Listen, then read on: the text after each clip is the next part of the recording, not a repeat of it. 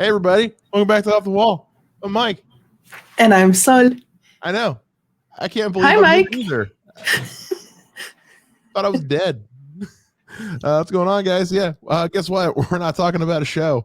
We're not watching a show. We're not reviewing a show. We're not talking about a show.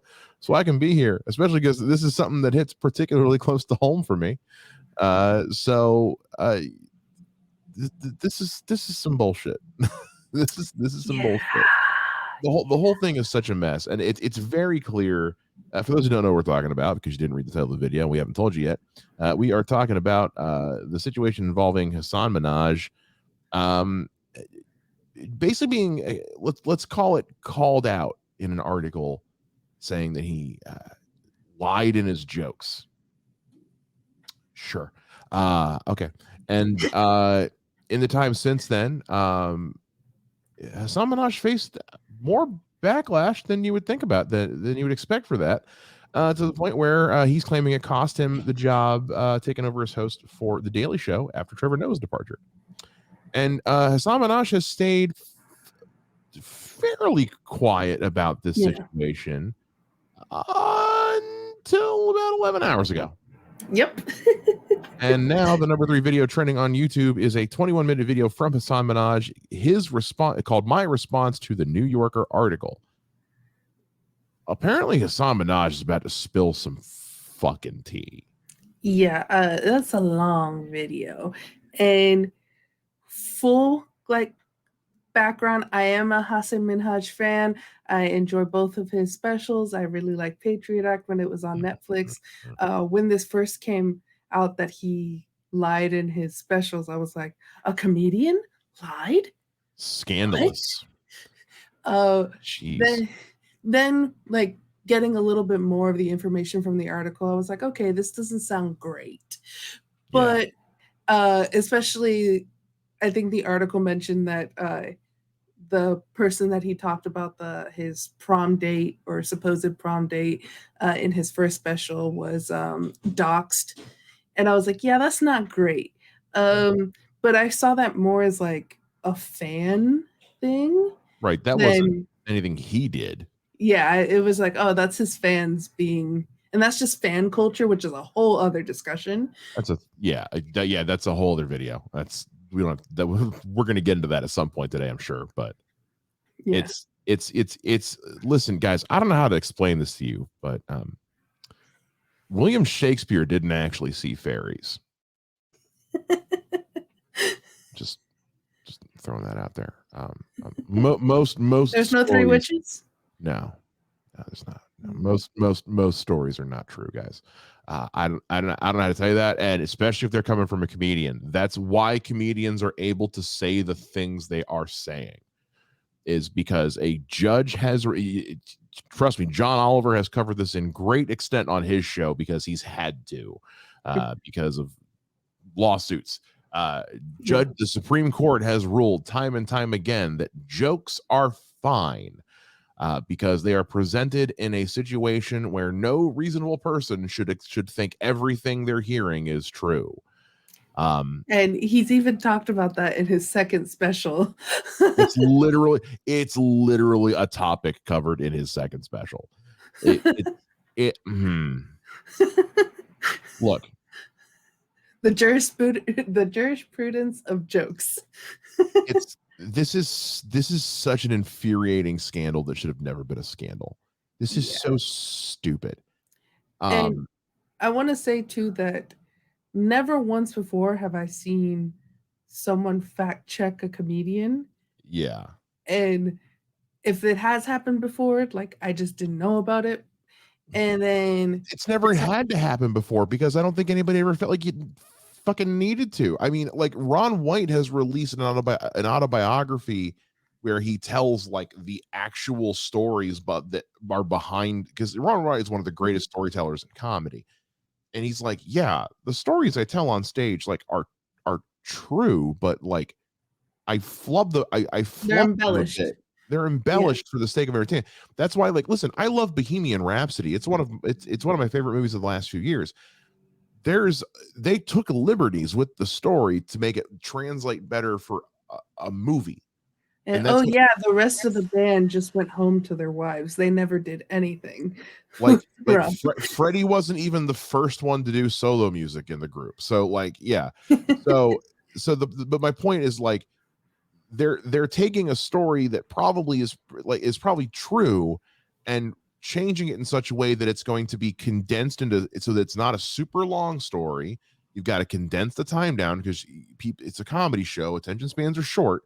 You can't have too much time between laughs, and it's got to be able to be told in a way that the story flows well. And so the true actual factual way a story happens is usually pretty fucking boring, guys. Yeah.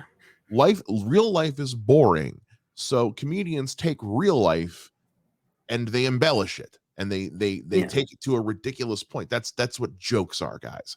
So like I understand that people can have a feel a connection or a representation in a comedian's stories and experiences, and they absolutely should. That's what they're there for.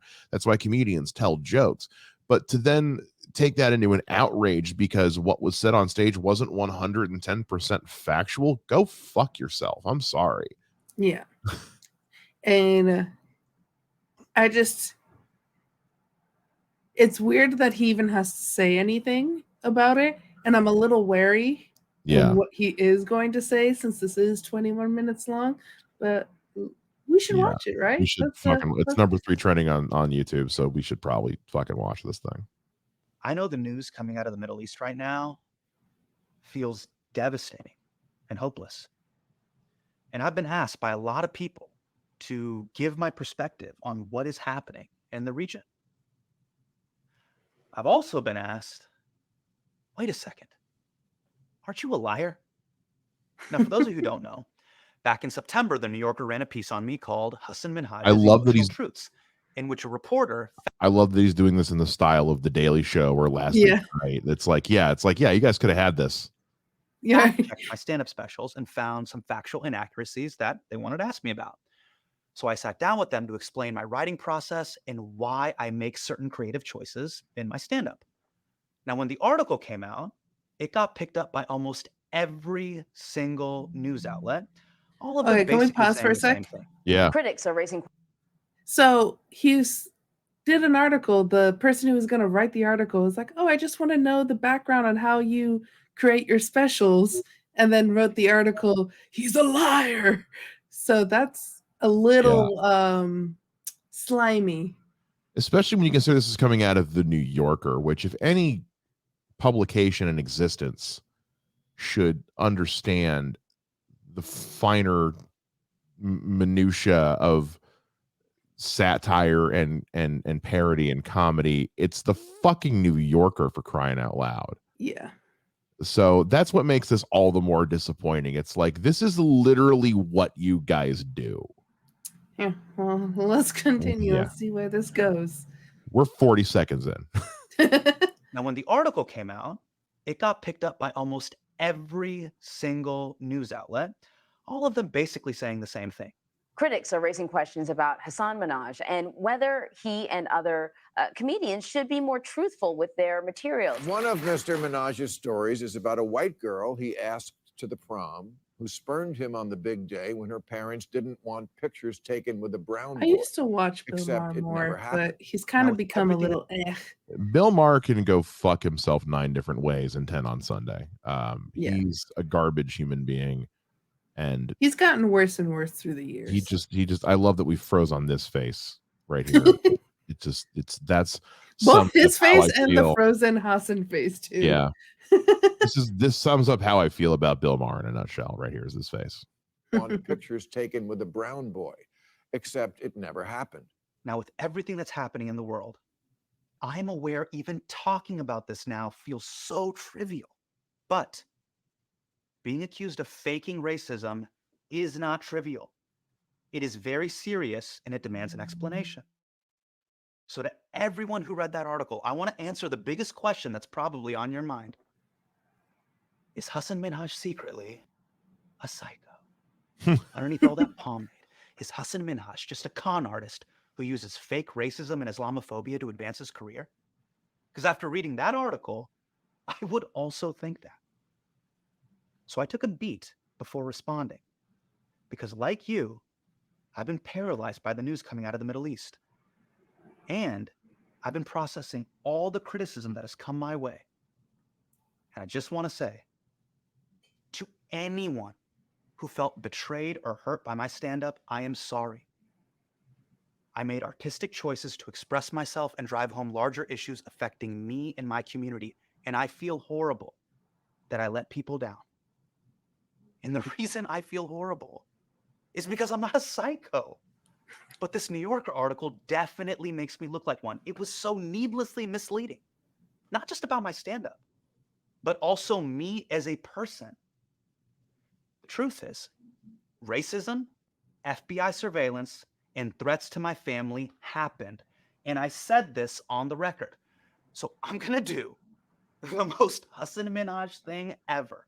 I'm going to do a deep dive on my own scandal with graphics because there was so much evidence I gave the New Yorker that they ignored that I want to show you. Okay. So buckle up because it's about to get tedious. I'm into it. There are 3 He's stories got from that receipts, article it that I seems. want to address.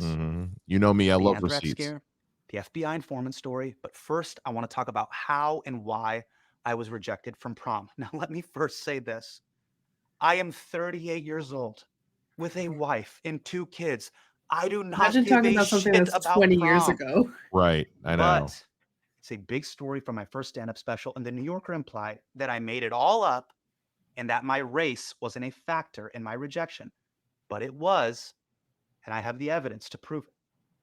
So, in Homecoming King, I told a story about how I was supposed to go to prom with a white girl named Bethany Reed. Her real name is not Bethany. I changed it to protect her anonymity. So I want to say real I quick, say- that is something that any comedian who's ever recorded a special has had to deal with their legal team. You cannot use people's actual names in a special. Yeah.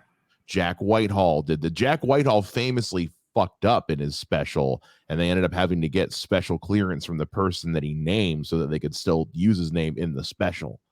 So like that yeah, he used a different fucking name because he doesn't want to open himself up to fucking lawsuit. Right. So that's anytime you hear any comedian tell a story about anybody and they use their name, if it's getting recorded and released on streaming, that's not their name. You might see them use their actual name at like a club show because whatever, who fucking cares? They're not going to see it. But like taping for a special, yeah, no, you don't use their actual name. So like, sorry guys. So if you see Mike Shea live and he's just talking about some bitch, but gives a different name, it's probably me. It's probably Soul. It's most likely Soul. It's most likely Soul. I'm just saying. Also, I just if you haven't seen Hasan Minhaj Homecoming King, it's fantastic. I'm just saying. It is. That I show up at Bethany's house on prom night, but at the doorstep, her mom tells me they don't want her to go to prom with me because they'll be taking a lot of pictures and they don't want their family back home to see her with a brown boy. Bethany's mom did really say that. It was just a few days before prom. And I created the doorstep scene to drop the audience into the feeling of that moment, which I told the reporter. Is the doorstep moment true? Like, No. did that happen? No. That's what I'm talking about. That's storytelling 101. Whether you're a comedian or a filmmaker, if you're a storyteller, that storytelling 101 is you set up a story to where the moment of the most drama is going to be the most impactful. And in the case of a comedy special, you're doing it when it's going to be the most shocking and get the biggest laugh reaction. So sorry guys, peeking a little, we're peeking behind the comedy curtain. I'm sure some other comics in town are gonna be like, shut the fuck up, dude. But like this is too important to not comment on. It's like, yeah, you got this is comedy, guys. And it's not just comedy too, it's also movies. Movies based on historical events are not 100% accurate. The Bohemian Rhapsody thing is not a joke. Like is the Or movie even- very good? Yes. Is it historically accurate? Debatable. I mean, Or even The Big Sick, which is for the most part accurate, but we've had Kumail Nanjiani say, yeah, there's multiple things in the movie that did not actually happen in real life, but was better for the story. Yeah, it's funny. It's captivating, or it's romantic, or whatever. Like, sorry, hey guys, Titanic. Yeah, James Cameron made that up. Like Titanic happened. Rose and Jack weren't real. Sorry, guys. It's the way it is. Anyway. But the emotional truth remains the same. Her mom going, "Hey, sweetie, we take photos and we don't want people to see. We have family back home." Did she sort of give that as the reason of like, my parents aren't comfortable with going to, Yes. And it just destroyed me. Yeah. Sure. That's understandable. The reporter said it's understandable. But none of what I explicitly said makes it in the article. This is what they wrote instead. She told me that she turned down Minaj, who was then a close friend, in person days before the dance. Minaj acknowledged that this was correct, but he said that the two of them had long carried different understandings of her rejection. This whole paragraph makes it sound like I got friend-zoned by Bethany, and then I turned into an angry incel, and then faked racism to get back at her. And I think this sentence is the reason why people believe that. He said that the two of them had long carried different understandings of her rejection. Yeah. This sentence is incredibly misleading and implies the exact opposite of what I meant. It's the whole oh, I didn't think it was a date thing. It's what happened to Aziz Ansari when when he got almost when it was just bad sex. When it was just a bad date. Yeah. Like this is some seriously, like, that is such a poisonous sentence to write. Yeah. Because it creates that implication of he thought there was something there and she didn't, and he was just mad that she didn't want to date him when he got free out of the friend zone. Jesus. Right. The audio, and that's the thing too, is like it's on tape. Yeah. It's on tape. Wow. Let me explain. Okay. Over a decade after prom, in August of 2014, Bethany and I met at a restaurant called Sarah Betts in New York, and we cleared the air on what her mom said to me at prom. Now, I talk about this in Homecoming King, and I also told the New Yorker about this meetup. She had an understanding that we were like totally cool. And like I had been carrying something completely different. And I just told her what it meant. Like, it's like, do you understand what it's like being a skinny Muslim Desi brown kid in Davis, California? And, you know, we're always told to put our head down and just take it. And I did. And I carried this water for like years and years. When the article says we had different understandings, what I clearly meant was that Bethany never knew how much her family being racist had affected me. That's why we had different understandings, not because Bethany denied this happened. In fact, Bethany basically confirmed in writing that racism was a factor in the prom rejection. In 2015, I sent Bethany an email congratulating her on her wedding to a man of color, saying, "I know I told you about sharing the story about us not being able to go to prom together with kids and communities to talk about forgiveness and perseverance. But this ending, you guys getting married, is proof that love conquers all. It's a testament to the way the world truly can be. Wishing you guys the absolute best. And here's to a life filled with gorgeous Zayn Malik mixed race babies." Nice. Yep. Nice. I'm aware. Yeah. I write emails the way Lin-Manuel Miranda talks. Yes. I'm not proud of it, but let's stay focused. You're 1,000%. Bethany then replied saying, "I do think love conquers all. And while it might always be challenging, true love is worth the fight. We also had the unique opportunity to showcase both our cultures at the wedding. With the ceremony It says for each. provided to the New I Yorker think at my the parents bottom. have come a long Yeah. way He too. gave this to And what would them. her parents have to come? Yeah, they got it. They had this. She just didn't use it because she knew it wasn't, or the lady that he was talking to, she knew like that won't sell. Right. This will sell. This was someone trying to take someone down. This was a smear attempt. Yeah. Ceremony for each. I think my parents have come a long way too. And what would her parents have to come a long way from? Racism. Again, I don't care about prom. I mean that. And Bethany didn't do anything wrong. And I wish her and her family nothing but the best. Her parents have grown. My parents have grown. That's the point of the whole show. And that should be celebrated. Love conquers all. But I do not appreciate the New Yorker implying that I made up racism. My team and I repeatedly try to give them the emails that you just saw. As early as, you know, I believe fall 2014. I have these if you want. Yeah, and then we have email correspondence in 2017, which we can give you. Okay. Then I now shift to email correspondence, which she can give you. I have it. I can send it. Yeah. Yeah. So there's all, and happy to give you all these emails. Sure. Not only that, we confirmed the emails were sent to the Hey guys, you want the emails? Yeah, we'll take them. We're not going to use them, but we'll take them. Reporter and their fact checker before the article came out. Therefore, they knew my rejection was due to race. I confirmed it on the record and provided corroborating evidence. And yet, they misled readers by excluding all of that and splicing two different quotes together to leave you thinking that I made up a racist incident. Mhm. Now, Yep. the article also implies that I humiliated Bethany and got her doxxed with my carelessness. So I want to show you evidence that shows that that isn't true. Back in November of 2015, That was the when part of the Homecoming King was article running that up, I felt bad about. Like We're when getting doxxed. reading, her getting doxxed, that was the part that I was like, ooh, this is not great. Mhm. Where like before I was just like, this is comedy. Well, what are we doing here? Why are Yeah. we fact checking a comedian? That was the part that I was like, ooh, that's not great. Yeah. shows that that So if it isn't turns out that's true. not true, then oof. Back in November of 2015, when About to find Homecoming King out. was running off Broadway, Bethany came to the show. And this is how the New Yorker reported it.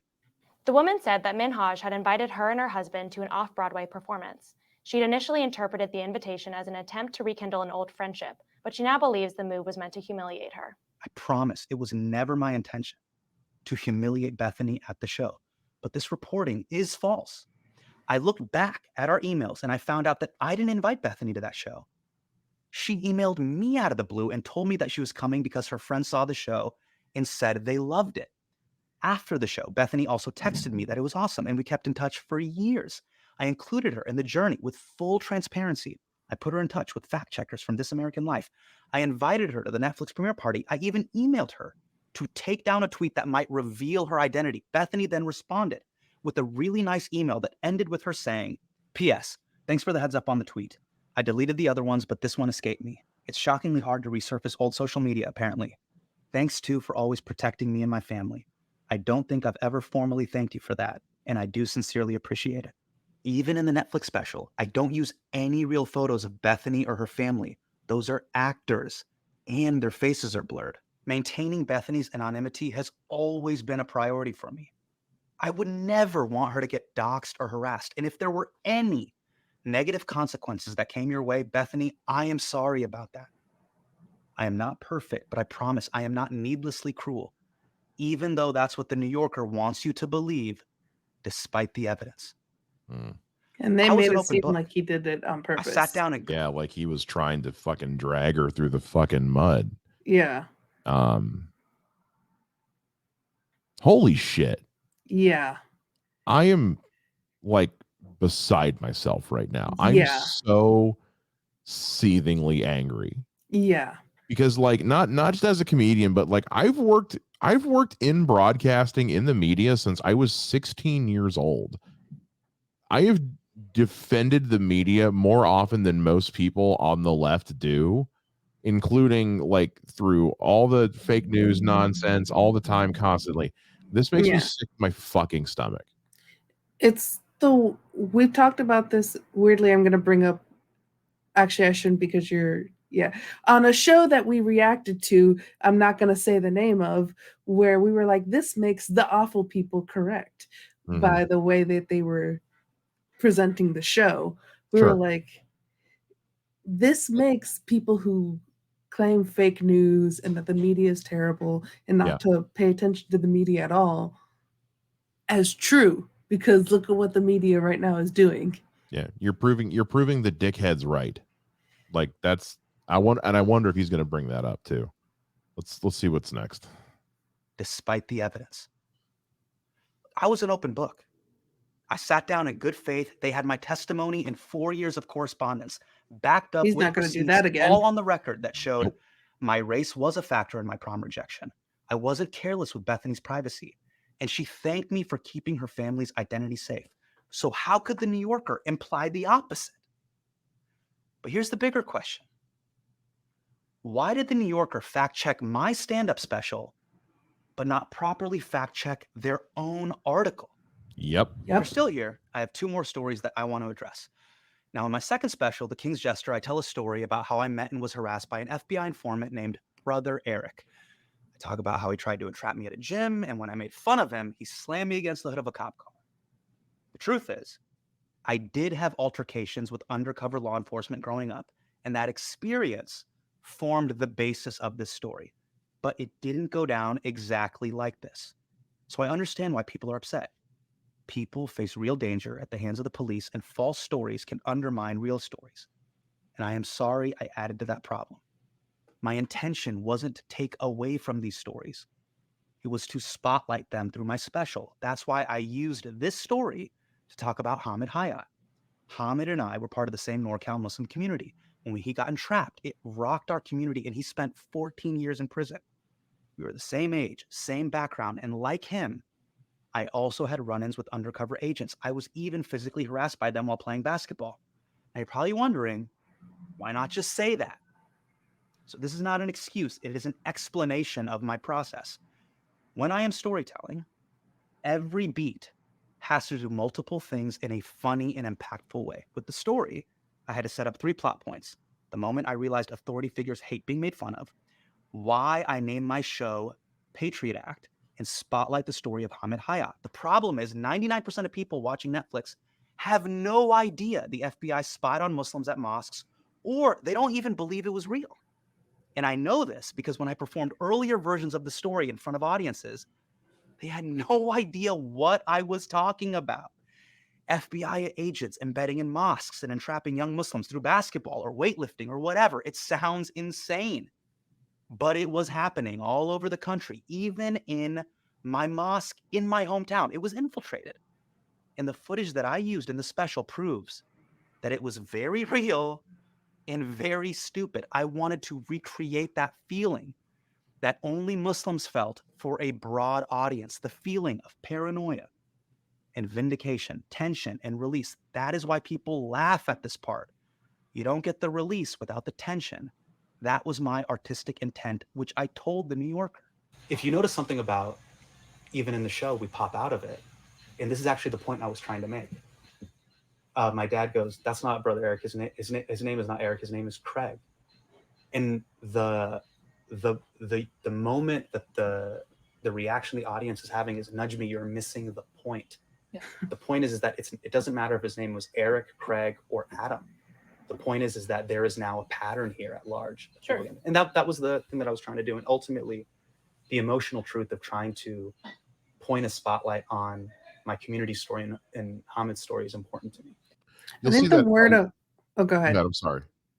I was going to say the word emotional truth got people really upset at Hasan when this article came out, because they were like, oh, it's not true, but it's emotionally true. What does that mean?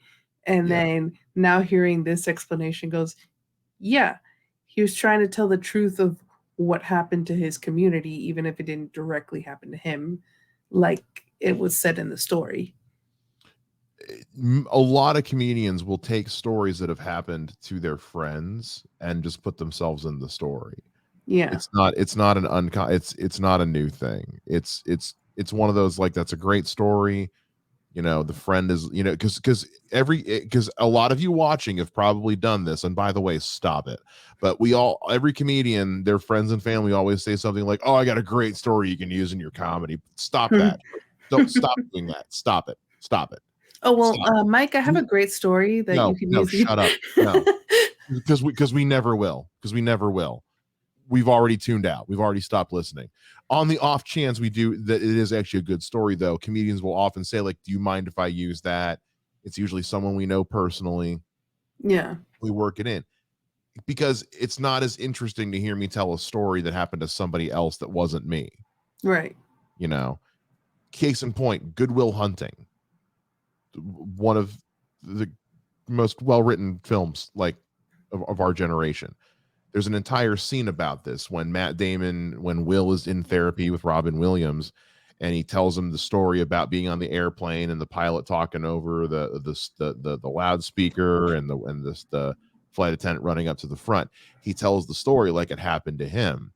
Mm-hmm. And Robin Williams says, "That didn't actually happen to you." And he's like, "No, it's an old joke, but it's funnier if I tell it from my perspective than somebody else's perspective." Yeah.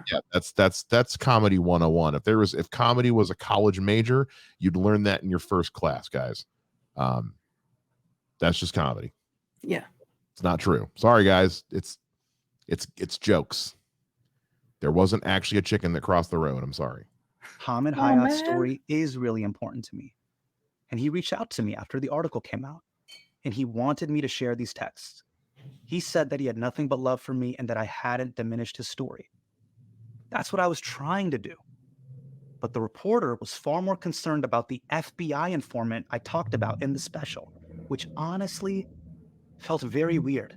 In the story about the informant, actually the bulk of the story is about Craig Monty. Like Sure. you, and so did Sure. you reach out to Craig Monty? No. Do you feel like you owe him anything? I've heard some things and I'd rather not speak on that. So you feel like you don't owe him, you didn't owe him like a heads up? As What? a Muslim, am I supposed to apologize to an ex-con who tried to entrap Muslims for the FBI? Yeah, maybe if he gave us a heads up, Oh my I would God. owe him a heads up. Now, the last Yeah. story I want Wow. to talk about Pause. is the anthrax scare. That is wow. Why is she Wow, worried about wow. Why is she so hung up on that? Holy crap. that? Is she that guy's cousin or something like that? Like, If I was Hasan and that happened and there was more to go with the interview, I would have ended the interview right there. oh my God. Wow. Holy crap on a cracker. Just, you know what this reminds me of? This reminds me of, remember during the Kavanaugh hearings when the prosecutor got hung up asking his accuser, I forget her name all of a sudden, his accuser about who paid for her polygraph, and she asked like 7 Yeah. questions in a row, and finally her lawyers were like, we paid for it. Can we move on from Right. the polygraph? That's what that reminds me of. It's like, why are you do you know him? Is he a buddy of yours? Are you trying to are we about to get punked? Is this a surprise? He's here. Like, what are we doing right now? Good Yeah. God. Do you owe him exactly the way he said, as a Muslim, does he owe the person who was entrapping Muslims? Like, It feels like no. such a No. veiled back the blue question. You know what I Yeah. mean? Owe him a heads up. Now, the last story I want to talk about is the anthrax scare. My last special, I talk about how I received a letter in the mail, and when I opened the letter, white powder fell on my daughter, and we had to take her to the hospital only to find out it was not real anthrax. This, as you know, is not how it went down. And let me just say, I am sorry for embellishing the story, or if anyone was worrying about me and my family, I apologize. But let me make something clear. A letter with white powder was sent to my apartment in February of 2019. I opened it in the kitchen, powder fell on the table, and my daughter was just a few feet away. After 10 seconds of freaking out, I realized it was not anthrax and that someone was fucking with me, because people had been fucking with me since January 1st, 2019, after this happened. Well, Netflix under fire today after its decision to pull an episode of a comedy show that was critical of Crown Prince Mohammed bin Salman. The truth is, when this news broke, my life got very scary. Saudi bots were spamming my socials. A threatening letter was sent to Netflix. I was getting weird phone. If you guys don't remember that, it was very scary. Yeah. It was anytime stuff with that other country gets involved. I mean, look at WWE. I mean, this was a scary time for Hasan Minhaj. Like, this was everywhere. Yeah. It was not good. Phone calls at night. Then fake anthrax was sent to my house. And after that happened, I asked Netflix for our security guard to follow me everywhere, and people noticed. Friends were texting me about seeing me rolling everywhere through New York with security. And at one point, my wife even asked our security detail if he knew any companies that sold those tiny GPS trackers for strollers, because we were concerned that someone might try to kidnap or hurt our daughter. That is all real. The danger at that time was palpable, but Bina and I decided to keep the anthrax scare private because we were worried that Netflix might shut down my show, which would have put my entire staff out of work. Now you might be wondering, this is all terrifying, so why embellish? Why even say you took your daughter to the hospital? The night of the anthrax scare, Bina and I, we got into a huge argument, and she kept asking, Hasan, what if this powder fell on our daughter? So I created the hospital scene to put the audience in that same shock and fear that me and Bina felt playing out that night. Then I added the investigator character because women in my life were telling me that Bina was coming off super naggy in old versions of the story. So I gave some of Bina's lines to other characters so that her perspective was represented in a way that didn't reflect poorly on her.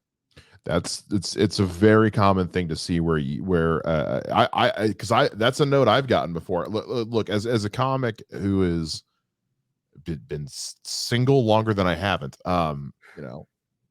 jokes about dating and the opposite sex come up in comedy a lot. It's a pretty common topic. I've reworked jokes because I've posted posted clips, and I've had friends come say, hey, like, we get where you're coming from with that. Comes across a little sexist. And I go back, I look at it, and I'm like, okay, yeah, no, I see that. Let me change it. Let me add something. Let me rework it in such a way that it still gets the same point across, but maybe doesn't feel like punching down. Right. That's just good writing. Yeah. Comedy is a form of writing before it is anything else. And it's a form of storytelling. It's a form of painting a picture with words. It's a form of generating ideas with thoughts. So that's what it takes, folks. Sorry. I know I keep saying that a lot, but it's like, this is what comedy is. It is insane to me that we're having to have this conversation right now. It's insane that he had to even do this. And I understand where he's coming from when he apologizes. Yeah. A little part of me dies inside every time he says he's sorry, because I don't think he should have to apologize for anything he's at all whatsoever. I understand where he's coming from and why he's doing it, and I appreciate it, but I also don't think he should have to. But right. That's just me. Again, I am sorry if I crossed a line here, but I told this story this way to put the audience on the roller coaster ride that we were both experiencing at that time. Now, look, I understand why people were upset by all of this. Different comedians have different expectations built into their personas. I thought I had two different expectations built into my work. My work as a storytelling comedian and my work as a political comedian, where facts always come first. That is why the fact-checking on Patriot Act was extremely rigorous. The fact-checking in my congressional testimony, deeply rigorous. I don't think there's any comedian on earth who has stood in front of more data viz than me. It's probably But true. in my work as a storytelling comedian, I assumed that the lines between truth and fiction were allowed to be a bit more blurry. And I totally get why a journalist like would any be other interested comedian where that line sits. Yep. I just wish the reporter had been more interested in their own premise. Someone genuinely curious about truth and stand-up wouldn't just fact-check my specials. They would fact-check a bunch of specials. Mm-hmm. They would There you establish go. a control group, a baseline, Yeah. to see how far outside the bounds I was in relation to others. Yeah. I'm sorry. Go. Let's just start fact checking every comedy special now. Holy shit. Like, You mean Dave Chappelle didn't actually see a baby smoking crack on the side of the road? no, he didn't, Soul. It's one of my favorite jokes of his. No, he didn't. That joke makes me laugh so hard. Hey, baby, what are you doing? I'm selling weed. Every time. It's so good. It's so good. I'm so angry right now. I'm really angry right now. I know This that Mike making is me- angry because of like he's in such a calm demeanor that I know that it's really, really making him angry, I'm and not that making any fake jokes. and I'm not the fake anger that he sometimes does when we're reacting to stuff. This is real anger right here, guys. Yeah, let's just keep watching because there's only 3 minutes left and I want to get to the end of this. So And they wouldn't just cherry pick a few stories. They would give their readers a sense of proportionality of what was true versus what was false. In my last special, I talk about almost getting sued by a hedge fund, 100% true. Getting ball surgery so we could have kids, 100% true. Netflix pulling my episode on Saudi and Saudi, 100% true. Getting rejected from prom because of my race, 1000% true. If the reporter were genuinely curious about the idea of truth and stand-up, they would have had to report that the majority of my stories are true, but their article led with the opposite, saying much of my stand-up never happened to me. That is false. Nearly all of it happened to me. Some of it didn't. Even the last line of the article is stripped of the context to leave you with the impression that I'm some sort of unrepentant liar. He told me the emotional truth is first, the factual truth is secondary. We tried really hard to have them put in the full quote with full context, but they refused. So let me leave you with the full context. When people see a Hasan Minhaj show, there's two different expectations. There's the Hasan Minhaj you see maybe here at the Comedy Cellar, where there is an implicit agreement between the audience, like we're going down into a basement, like we're about to see a 1 hour comedy show that feels like there is an emotional roller coaster ride. Sure. Then there's Hasan Minhaj, the guy you've seen on The Daily Show as a correspondent, or the guy from Patriot Act on Netflix, which is, I am not the primary character. The news story is the primary character. With the latter, the truth comes first. Comedy sometimes comes second to make the infotainment, the sugar on the medicine. In this, the emotional truth is first. The factual truth is secondary. In political comedy, Yes, facts come first. this is why I don't do political comedy, because I'm an idiot. Yeah, let's just take the very end of his quote and not the full thing in context. Yeah, that sounds great. Yeah.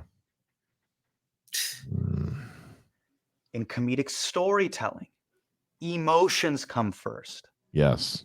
That is what I said, and that is what I meant. Going forward, will I be more thoughtful about sticking to the facts in my storytelling? Absolutely. I have no problem with honest, I hope it doesn't good make faith his critique, stand-up because I am worse. all. It's not. I don't worry about it making it worse. I think Hasan Minhaj is a talented enough Yeah. writer that he'll be able to work around it. Okay, cool. We'll just so look, no two comedians have the same writing process. Yeah. What works for me doesn't work for anyone else. What works for anyone else doesn't work for me. Most comedians spend their entire career figuring out what their process actually is. So to then have laid out a process that has worked so well, Yeah, that it's carried you to the level of fame that Hasan Minhaj has enjoyed, yeah, that he's earned, to now tell him he's got to change that writing process. yeah, Like he's being a trooper for the sake of this video right now. right. If I realized today that the only way for me to continue forward in comedy was to change my writing process altogether, I would quit comedy. I would quit comedy instantly. He's probably not going to do this because I guess he doesn't seem the type. But if I were Hasan, I would probably be like suing the shit out of this. I wouldn't be shocked if it still happens. Yeah. I don't know. Okay, let's get to the last. There's like 30 seconds left of this thing, so let's see. Forward, will I be more thoughtful about sticking to the facts in my storytelling? Absolutely. I have no problem with honest, good faith critique, because I am always trying to improve as a performer and as a person. Look, the guy in this article is a proper fucking psycho. Yeah. But I now hope you feel like the real me is not. I'm just a guy with IBS and low sperm motility. Again, there is much more important news happening in the world right now that needs your attention. Yes. So I appreciate you watching. I take the note. I hope to see you at the next show. Yeah. I could break something right now. I'm so mad at that lady. I could put my foot through a window right now. I'm so mad.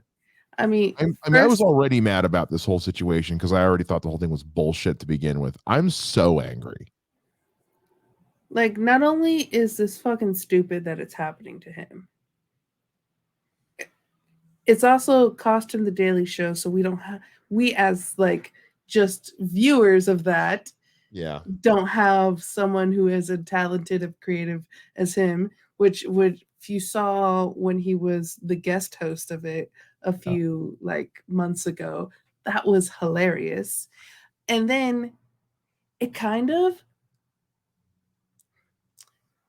I don't want to put it there, but this is a white lady who wrote the article kind of being awful to a person of color who is also Muslim. Yeah. It's a bad look. The optics on this are terrible. The optics on this are atrocious, and they just got a hell of a lot worse. This is a guy who was on the Daily Show during the times at its prime, during the time when Jon Stewart was there. Yeah. And everyone for the longest time pegged him as, oh, he's going to run this show one day. Right. He was one of the biggest talents come out of that era, that show, along with John Oliver, Samantha Bee, all those guys. He was the one that when Trevor Noah left, everyone was like, well, it's either going to be Hasan Minhaj or Roy Wood Jr. It's going to be one of those two, because those two guys were the best. Right. Now, Roy Wood Jr. kind of shot himself in the foot. I know everyone's mad that he didn't get the hosting job, and I thought it would have been great for it, but everyone seems to forget that earlier this year he went on the Smartless podcast and said that if they offered it to him, he wouldn't take it because he thought it would be too much stress and too much responsibility. So then for him to get denied the job and then do a big old thing, throwing a fit about it, is kind of aggravating to me, because it's you really went on the public record and said you wouldn't take it, so why would they offer it to you? Right. And then I think they also were like, well, screw it. Since he doesn't want it, let's give it to Hasan Minhaj anyway. And then this shit went down, and that's why they're still without a host, because now they can't give it to Roy Wood Jr. because they already told him no. And he said, well, fine, fuck you, I'm out. And what are they going to do now? Go back? They can't. They're not going to walk it back now. There's no way. And if I'm Hasan Minhaj, I don't take it. I mean, I can only see it being something like the whole James Gunn Disney situation. Maybe, but I don't know. It also makes me wonder, because Trevor Noah just up and left.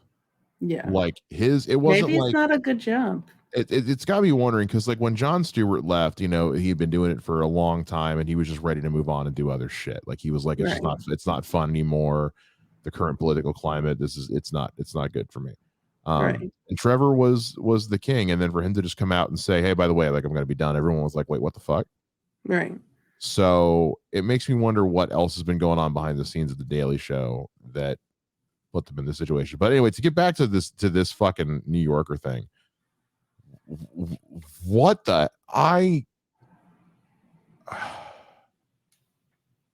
it's so interesting this is happening right now. For my day job, we just did an interview for one of the podcasts we produce, and we had a comedian on as a guest, and he talked about the process of the writing, and we talked about Hasan Minhaj thing, and it's crazy that it's now gotten to this level where it's first we were talking about it just because, oh, whatever, this shouldn't be a controversy that a comedian embellished in their jokes.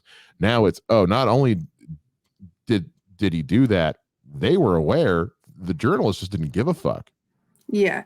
And I really hate the fact of, hey, I would like to do an interview with you to talk about your writing process and how you develop things, and then writing that type of article. Yeah. Instead of doing what you said you were going to do. Why would Hasan or any other comedian trust going to any reporter after this to be like, oh, let's talk about my writing process? No. Absolutely not. I would never. You couldn't. No. And this is the New Yorker again. Yeah. This is supposed to be the monocle and top hat of comedy publications. I'm genuinely at a loss for words. I'm I would expect this from any other publication. Publication. The other thing too is if they actually wrote an article about his writing process, that could help people who are, hey, you know what? I want to try stand-up comedy, or this is a dream of mine. I want to see how other stand-ups, how their writing process goes, what I can take, from what they do, any advice they might have, things of that nature. And now it's like they don't get that and probably won't get at that in the future, because I don't see any comedian after this going, yeah, I'm going to sit down for an interview or a podcast or something for this. So that's now a resource that's taken away for people that are wanting to do comedy in the future. Not unless it's somebody they know and trust. Yeah. Like, this is why we're all just going to start going on each other's podcasts again, because it's like, this is the, but I will say, as somebody in a local comedy scene, I haven't seen like this affect anything on a grand scheme of thing. I think when all is said and done in the grand scheme of the comedy of the entertainment industry and the comedy industry, this is going to fucking go away like a fart in the wind. Right. But as far as for what it's done to Hasan Minhaj and his family and his life, that's a different story. You know, do I think he's going to be fine? Yes, I think he's going to be just fine. But he was robbed of a career opportunity. We were all robbed of how great it could have been. Hasan Minhaj is truly one of the funniest people working in Hollywood right now. So, and he has been for a long time. And both of his stand-ups are so good, and I think he has a third one coming out soon. And Patriot Act was such a good show. Patriot Act was a very good show. I hate it got canceled. I know. Well, when Netflix is telling you to back off on the Saudis, it's like, okay, maybe I need to be done. Yeah. That's why Jon Stewart didn't renew his show for Apple TV Plus. They wanted him to back off on China. He's like, no. So sorry. That's why John Oliver stays at HBO. They supremely do not give a fuck. Even when John Oliver goes against Business Daddy, they still let him have a show. Business Daddy doesn't stand a chance. Because he makes them far too much money. That's the only reason I pay for HBO, so I can watch John Oliver. Look, as far as this thing, like I said, as far as this goes, listen, I normally don't do this, but this feels too important to not do. Listen, if you guys genuinely give a shit or are curious about the behind the scenes, peek behind the curtain of the comedic thought process and the writing process and what it's really like to be a comedian, I produce a podcast for my day job called Rodney Veal's Inspired By. Rodney Veal is a artist and choreographer who's a television host here in Dayton, Ohio, and he does a podcast for the company I work for. And we just released an episode for this season with a guy named Jesse Nutt, who's a comedian from here in Dayton, who I love very much. He's my favorite comedian in Dayton. Jesse waxes poetic for about an hour straight about the comedic writing process and what it's like to be inside the head of a comedian. If you give enough of a shit, if you're in any way, shape, or form pissed off about this, or have had your curiosity piqued about what it's like to write a joke from a comedian standpoint, please go listen to the Jesse Nutt interview on Rodney Veal's Inspired By.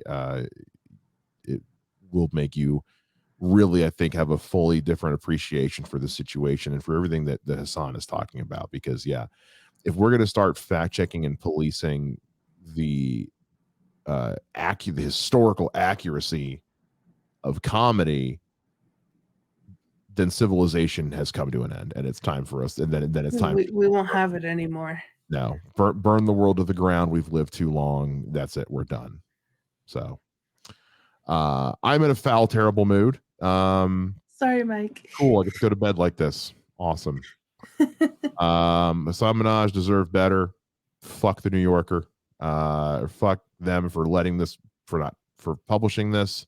Glad I don't pay for their subscription. If I did, I would be canceling it, because wow. Your move, New Yorker. I cannot wait to see Twitter tomorrow, is all I'm saying. Yep. That is going to do it here for us, guys. We would always love to know what you guys think down in the comments. I'm about to dive back into my little hidey hole and wait for the strike to be over. Please bring fudge. I'm running out of food. Until then, we'll see you guys again next time here on Off the Wall. Like, subscribe, and notification bell. We'll see you guys later.